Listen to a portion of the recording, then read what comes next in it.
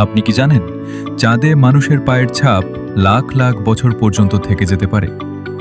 শুনতে অবিশ্বাস্য লাগলেও এটি সত্য। ১৯৬৯ সালে মানুষ প্রথম চাঁদে পা রাখে। তখন মহাকাশচারীরা চাঁদের মাটিতে যে পায়ের ছাপ রেখে গিয়েছিলেন সেগুলোর অনেকগুলো আজও রয়েছে। কিন্তু কেন?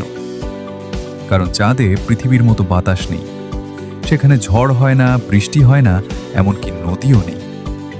পৃথিবীতে বাতাস, বৃষ্টি আর প্রাকৃতিক পরিবর্তনের কারণে ধীরে ধীরে সবকিছু মুছে যায়, কিন্তু চাঁদে এসব কিছুই নেই।